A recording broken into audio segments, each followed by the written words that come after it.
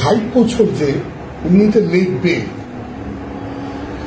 এই বাদশাহ সুলতানের কাছে উনি একটা আবদার করছেন যে আমার দেশ, উনি যে দেশে থাকতেন, আমার দেশ অনেক দরিদ্র, তারা 2 বেলাও ঠিক মতো খেতে পারে। সে রাজাকে বলছে আমাকে 60,000 স্বর্ণ মুদ্রা দিবে।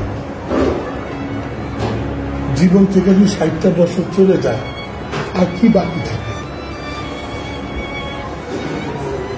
নাকি বাবা?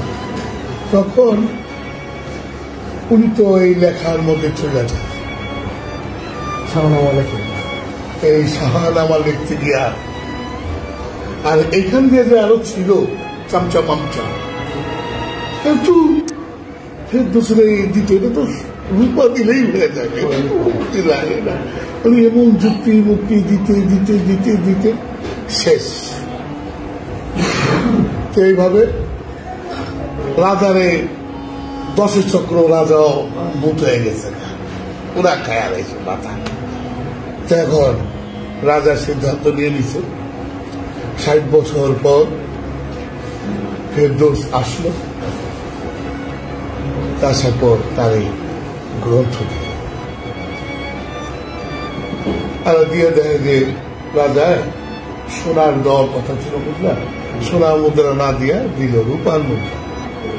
তখন ফেরদৌস আফসোস করে বলল এত জীবনটাই শেষ করে দিলাম, এই সঙ্গে কি কথা ছিল, কি দিল? উনি কি করলো? কিছুই দিল। উনি চুপ করে বাদশাহ সুলতানের রাজ্যের থেকে বেড়ে আসে। তো এমন সময় আরেক রাজা আইছে বন্ধু। তাকে কি তো বুঝছো, রাজাগোর কাছে হিন্দু পণ্ডিত থাকতো, খ্রিস্টান পণ্ডিত থাকতো, বৌদ্ধ পণ্ডিত থাকতো, মুসলমান মোল্লারা থাকতো, এই কবি সাহিত্যটা বুঝছো, কে কতটুকু বুঝছো।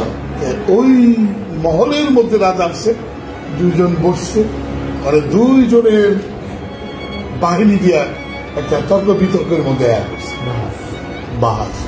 তুই যে বাস চাইছে, ওনার এক কবি ফাট করে প্রশ্ন করে হারাইছে আলিফ লাম মিম। এখন বাদশাহ সুলতানটা কি কব, মানে তুমি তো বলে যেটা আমার ফেরদৌসটাকে তখন উত্তর দিয়ে দিত, আমার ফেরদৌসটাকে এখন উত্তর দিয়ে দিত, তোমরা কি কেউ এরা প্রশ্ন করছে। তখন বাদশাহ সুলতানের মধ্যে হুশ হইল, আমি কি করলাম, এদের কথায় তো আমি ওরে সোনার জায়গায় রূপা দিয়ে দিছি। এই চলো কই ইয়ে ফেরদৌস চলে গেছে। তখন তার দল বল নিয়া আরেক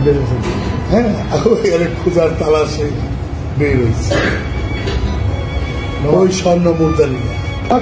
কি হইল, সুলতানও বাসায় গেল, আর খবর আসলো ফেরদৌস চলে গেছে।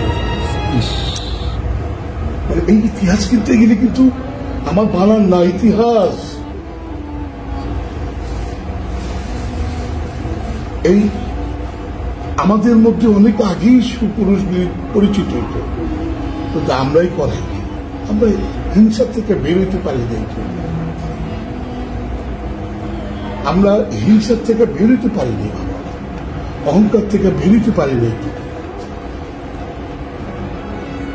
কথাটা বলছি না, না হলে তো আমরা অনেক আগে অনেক প্রশ্নের উত্তর পেতাম।